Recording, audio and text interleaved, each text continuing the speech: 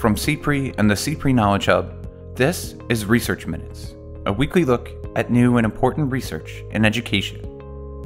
Today, in partnership with Phi Delta Kappan Magazine, we're looking at the business of education and the ways in which, as researcher Sally Wertheim said, the making of a scholar coincides with the making of a dollar. I think for a lot of companies, it's sort of this place where they see a lot of potential for not only reaching current customers, but also creating consumers who, when they're adults, will want to purchase those very same products. That topic drives the October 2020 issue of Kappan Magazine. And today we speak with contributing writer and University of Wisconsin-Madison researcher Jennifer Gaddis. Gaddis joins CPRE Executive Director Jonathan Supovitz to discuss her new article, The Big Business of School Meals, her book, The Labor of Lunch, and the evolution and impacts of school food programs across the U.S. But if we look specifically at students in that free and reduced price category, it's actually had a really important impact on obesity rates and health outcomes for those students. Gaddis also discusses the community and workforce impacts of various approaches to school food programs and the uphill climb many may face in the wake of the COVID-19 pandemic. I think that it's a real challenge right now in schools in terms of knowing how important the service that they're providing is, but really being under-resourced when it comes to providing that service. That's right now on Research Minutes.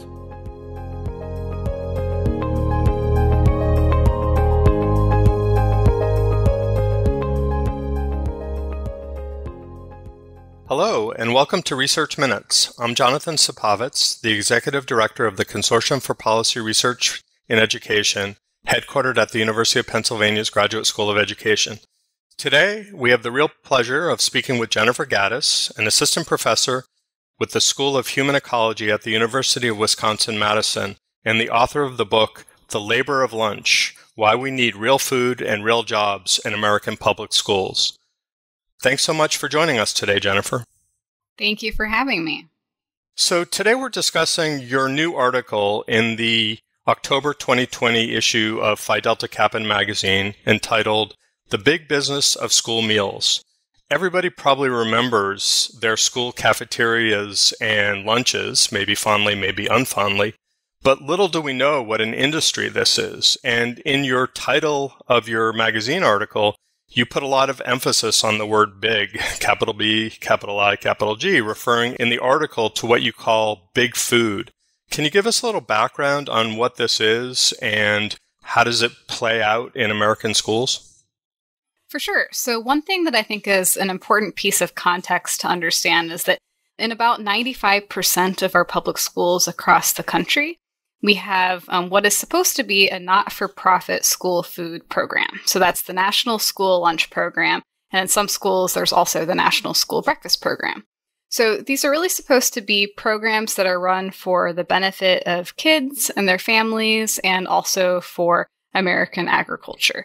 And we spend about $14 billion of federal funding every year on the school lunch program alone. So there's kind of a lot of money in this just in terms of public funding.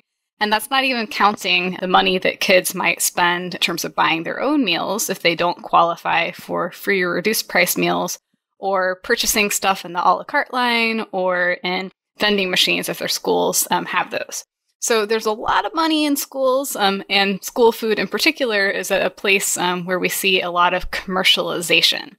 And it can take a few different forms. So one form is certainly a lot of companies who really look at school food and the school food environment as a place where they can reach a whole lot of young consumers and really shape their taste preferences and brand loyalties over time. And actually just access about 30 million kids on a daily basis who participate in this program. That's one of the reasons why we see a lot of in-school marketing from food and beverage companies, but also in the regular school meals that are subsidized by the federal government, we see a lot of products from like very, very large companies like Tyson, for example, for chicken nuggets that are served as part of the federally reimbursable school meals. It used to be that a lot of schools would cook from scratch with basic ingredients. And now in schools, there is a much higher percentage of food that has been cooked off-site by manufacturers who will prepare frozen or shelf-stable foods and then send them to the schools for reheating. So that's kind of one of the major ways in which a lot of these very large companies are found in schools. But there's also kind of another branch of big food companies, so not the ones who are making the food, but food service management companies. So those are companies like, probably the biggest household names would be Aramark, Chartwells, and Sodexo. So people might know them not only from the K-12 land, but also from having contracts with other kinds of institutional food service like colleges and universities and hospitals and even prisons. So these food service management companies, they cover about 20% of school districts across the country. And basically what happens is a school district can decide if they want to run their own version of the school food program. So they would basically be participating in that federal program that I mentioned, but they administer it locally themselves, like through the Board of Education. Or they can say, we don't really want that headache of managing the school food program. We'd rather have people who kind of specialize in doing that work run our program for us. So they can choose to outsource the management of their food service program to one of these for-profit companies. So I think that that's kind of a tricky place where we see these companies that actually have really lucrative and extensive contracts with food service operations, not only across the United States, but for many of these very, very large food service management companies, their reach is global. So we're talking about certain companies that oftentimes have a lot of power in terms of thinking about not only their influence within the food systems that they're servicing, but also that really are able to kind of use their power and their bigness to try to make special kinds of deals with the manufacturers. So there's kind of some close relationships between the food service management companies and some of the large food manufacturers as well that can, I think, make for a tricky situation in schools when it comes to thinking about how to make profit a little bit less of a motive and to think more about health and well-being for kids and community. One of the things that was really fascinating when I read the Kappan article, and I'm sure is elaborated on in your book, is the evolution of both legislative changes and economic pressures that are in many ways very visible in the squeezes that districts feel in managing their school food programs. And so can you give us a little overview of how we evolved to the situation today? For sure. So I think one thing that a lot of people don't realize is that the idea of school food being something that should be nutritious and affordable and accessible to all is something that we've had with us for essentially as long as we've had compulsory public education in the United States. So the first not-for-profit school lunch programs in the U.S. Actually started in the 1890s, but it wasn't until 1946, so right after the end of World War II, that a permanent federal school lunch program was created. And in those first couple decades, really kind of into the late 1960s, the majority of the kids who actually participated in the school food program who had access to these noontime meals were actually from white middle-class families. And one of the reasons for that is that there was a major kind of boom in construction after the war, particularly in the suburbs. And so a lot of those school facilities were actually built with kitchen and cafeteria spaces. And it was sort of assumed that those kids wouldn't be as easily able to walk home for, having lunch at their own houses. So there's a lot of gendered and economic assumptions at play in terms of, whether or not there would actually be a caretaker at home waiting for kids. But for sure, in a lot of the urban schools that had been built during earlier booms in public instruction, a lot of those facilities really weren't built the same kinds of kitchen and cafeteria infrastructure because there wasn't a federal program yet.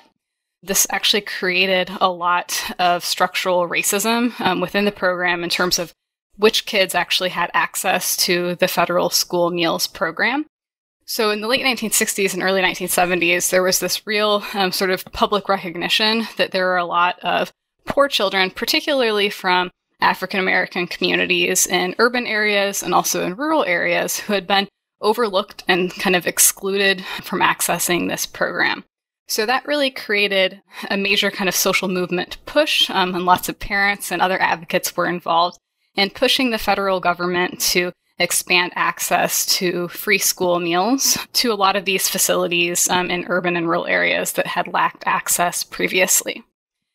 But unfortunately, the federal government didn't really put a lot of money into saying, yes, we're going to retrofit school buildings to make sure that we have kitchen facilities to where we can have healthy, made-from-scratch food in these schools. Instead, they really looked to the commercial food industry, particularly airlines and others who were sort of experts at feeding lots of people in really small spaces to say, what can you do?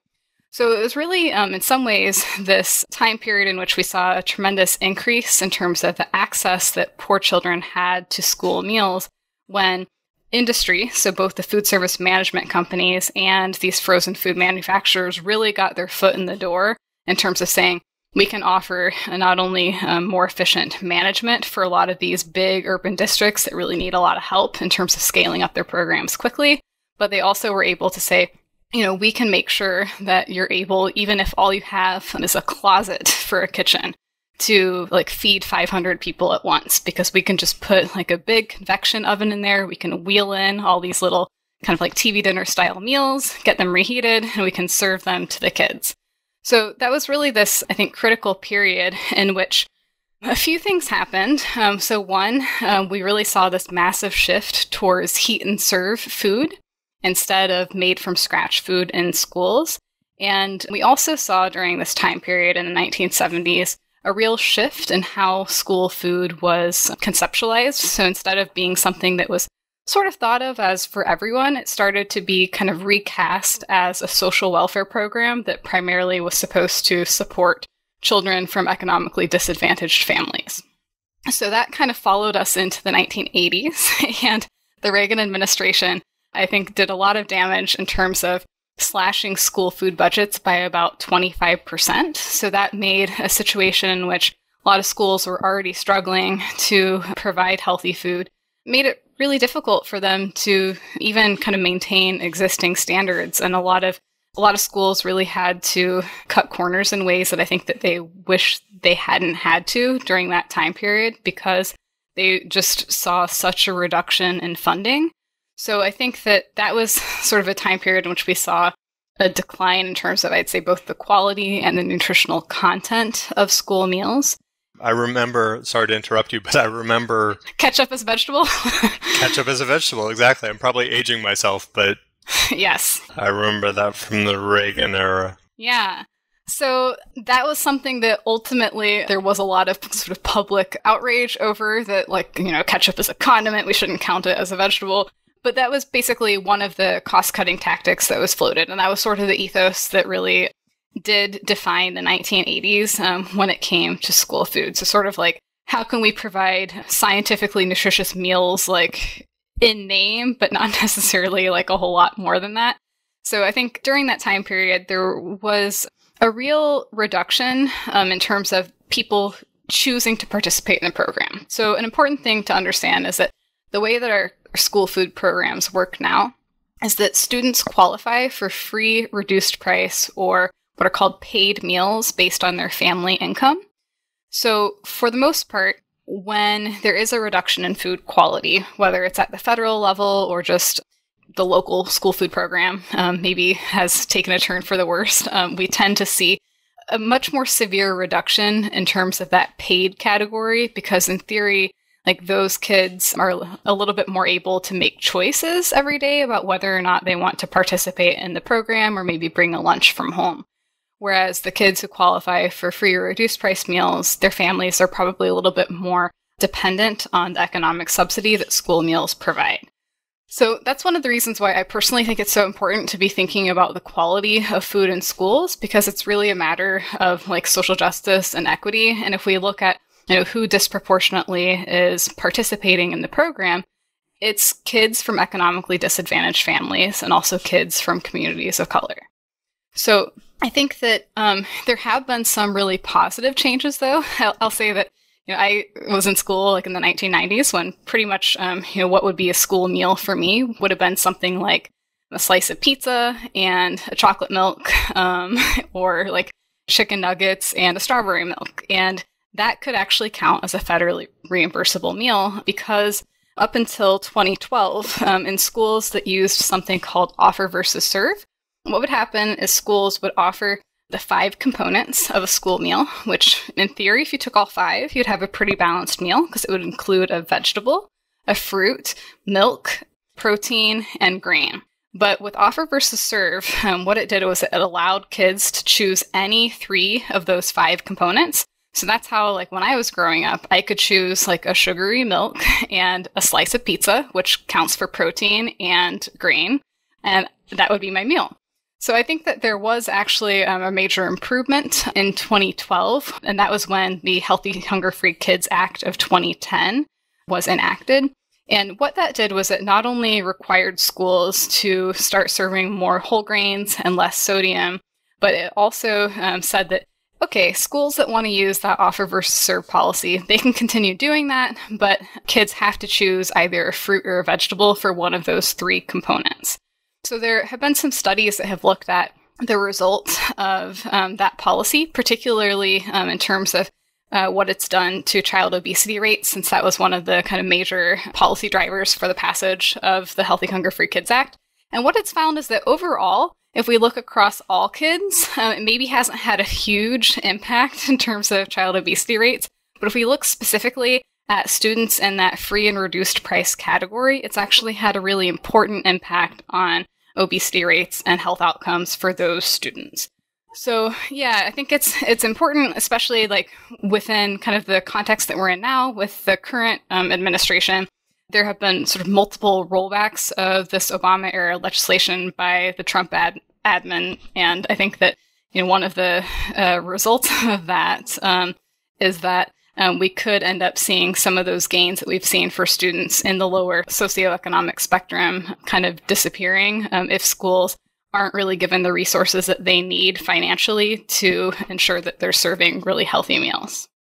Jennifer, that's really interesting, and it kind of leads to something that you've referred to that called scratch cooking, which you mentioned a little bit in the article and you elaborate on in your book. So can you tell us a little bit about what scratch cooking is, both in terms of the food that is provided to kids, but also the economic structure around scratch cooking?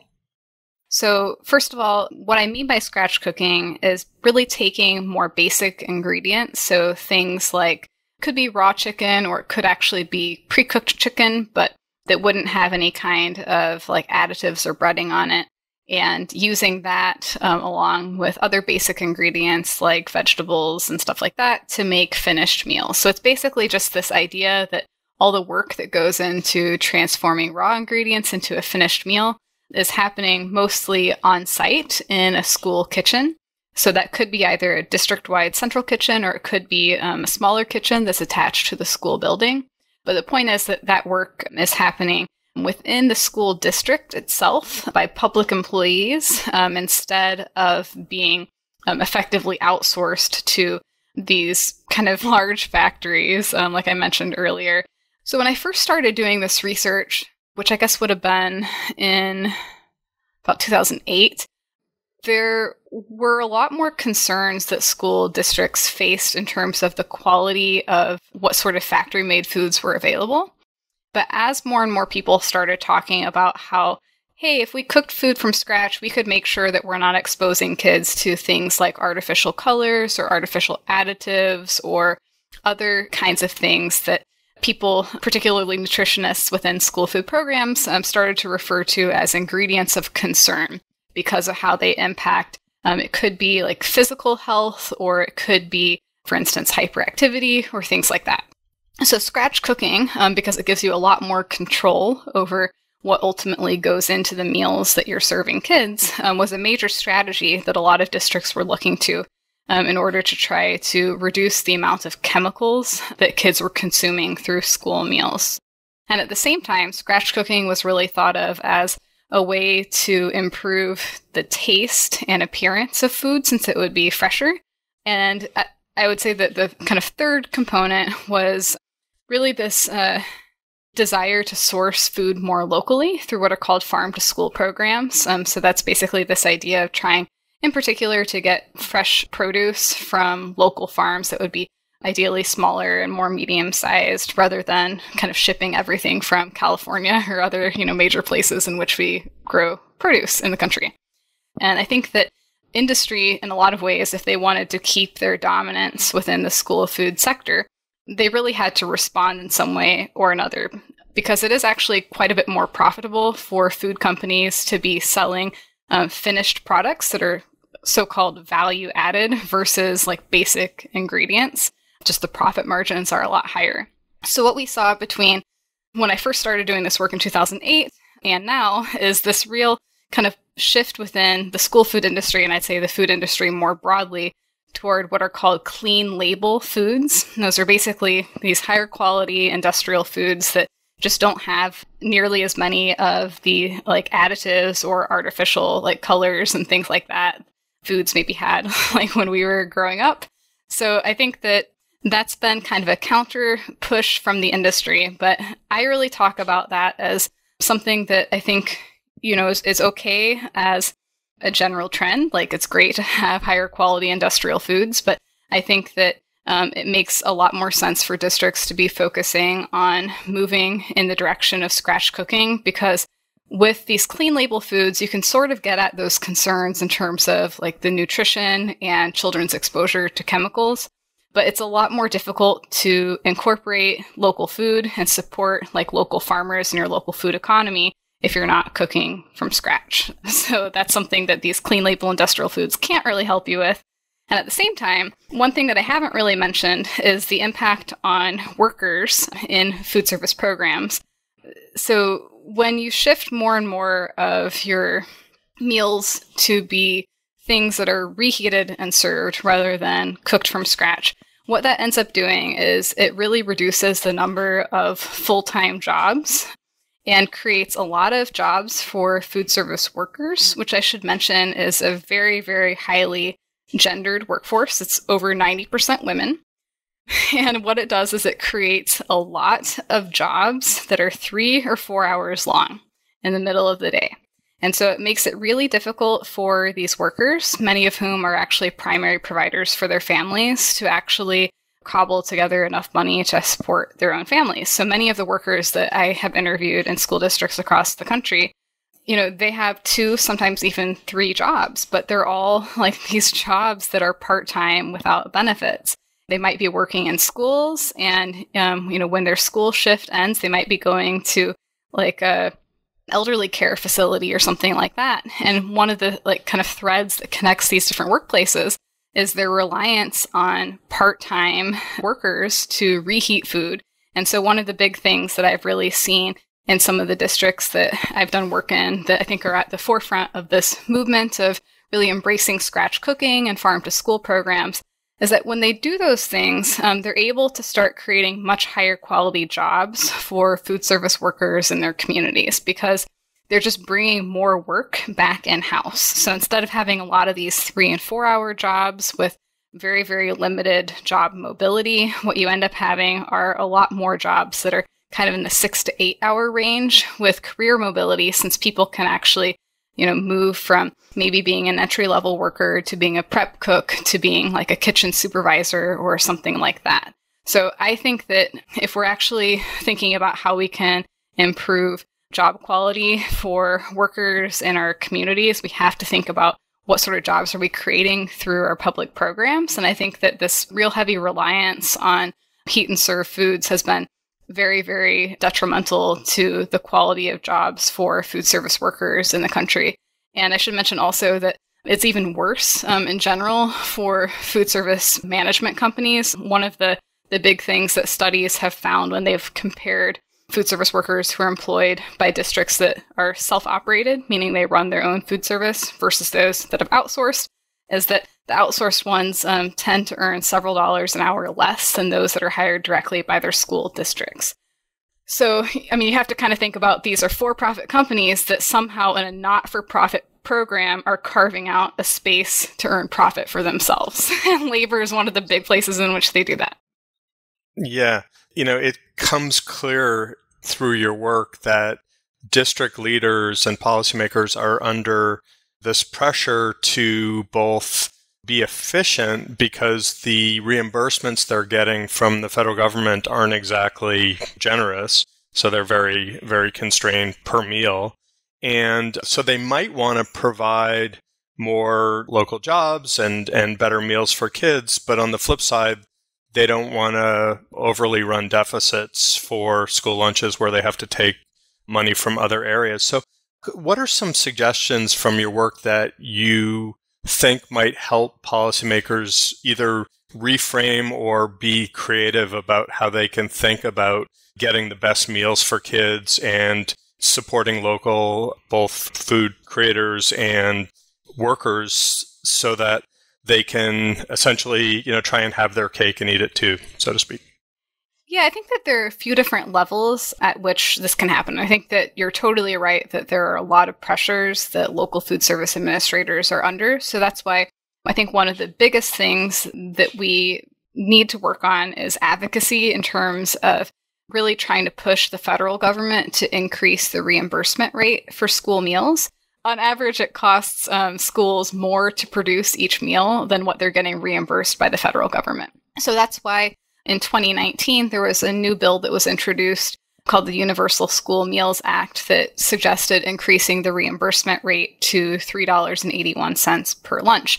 And so that was sort of recognizing that we know that local school administrators really are struggling with the amount of money that they're given. And so if we actually want to see some of these improvements happening, we have to make money available. And that same legislation also said, okay, for any schools that are sourcing at least 30% of food locally, they can get an additional, I believe it was 30 cents per meal reimbursement.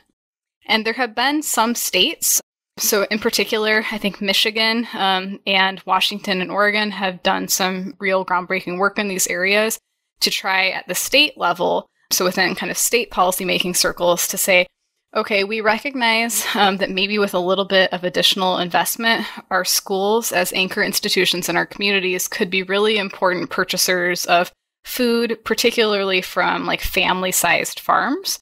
So I know, for instance, in Michigan, they have a really interesting program where they basically have like a 10-cent additional contribution from the Michigan like state finances that goes into what the federal government is providing, that is specifically supposed to really offset the fact that it would be costing schools more to be purchasing this local food. So I think that one of the things that we really need to do is to think about how school food has been really siloed in a lot of ways. And so we have a lot of different kinds of policies, I think both at the federal and state level, that are designed to do things like focus on rural economic development, or focus on public health, or focus on like academic achievement.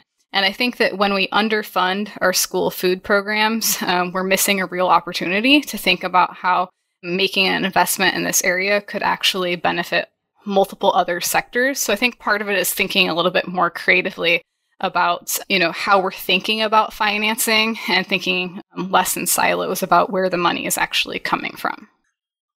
Yeah, I love that because, as we all know, in school finance, we think about the federal contribution, the state contribution, and the local contribution. And somehow when we think about school lunches, we only think about the federal contribution. So that is a really insightful kind of shift of the way that a policymaker might think about it. Jennifer, we're just finishing up a study of school responses to the pandemic. And one of the really striking things that we see, particularly in high poverty districts, is this initial concern about getting meals out to students and families.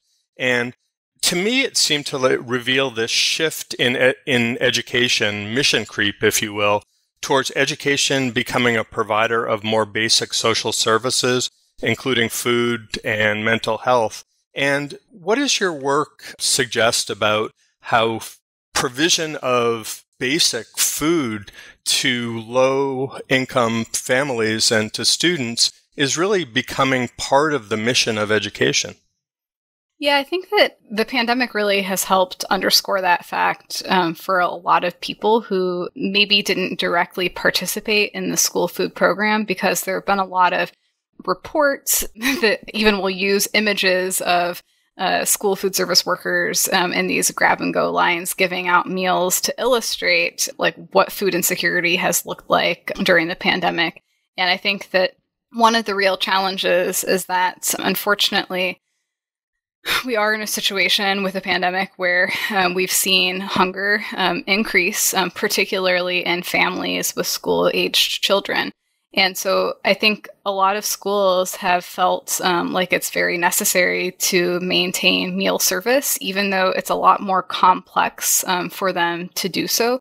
So first, when everything moved to remote schooling, and now, there's just a lot of kind of complexities depending upon the district with whether they're doing all virtual or if they're doing some sort of hybrid or like totally in person, but still needing to maintain COVID safety protocols. So I think one thing that's important to recognize is that this has actually been a really costly time for school food service programs to like take on that role and to say, we know that families and kids really depend on us, so we want to make sure that we're serving meals. But many of them, it's not true across the board. Like every program is a little bit different. But I would say that the general trend across the U.S. has been that programs have really been running a deficit during their COVID service, in part because it just kind of costs more to do the kind of production that they have to do in order to maintain safety protocols for COVID. They're spending a lot more on packaging, and it just is kind of like a higher cost style of distribution.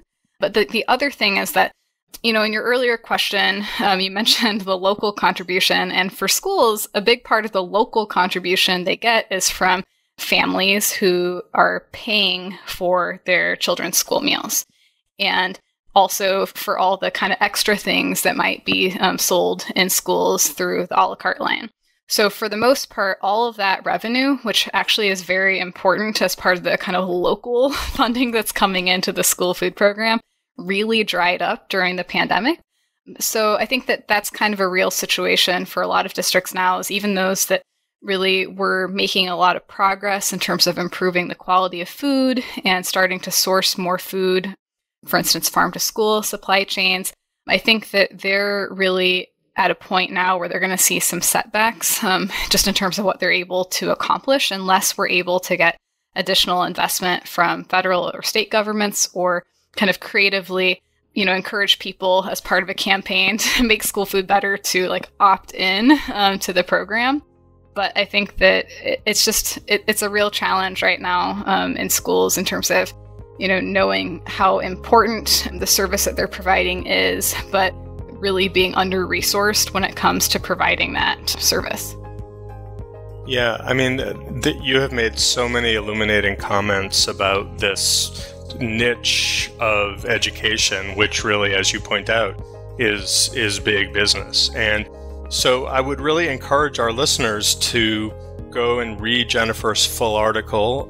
Again, it's entitled The Big Business of School Meals, and you can find it in Kappan Magazine or kappanonline.org in the October 2020 issue of Phi Delta Kappan Magazine. And you can also learn more about the topic in Jennifer's 2019 book, The Labor of Lunch. Jennifer Gaddis, it's been so wonderful talking to you today. Thank you very much. Thanks so much for having me. I appreciate it. Thanks for listening to this week's Research Minutes, presented by the CPRE Knowledge Hub. To learn more about today's topic, pick up the October 2020 issue of Kappan Magazine, titled School for Sale, now available in print and online at kappanonline.org. For more episodes of this podcast, or to subscribe to the series, you can find us at researchminutes.org. To share thoughts on today's episode, follow us on Twitter at CPRE Hub. That's CPRE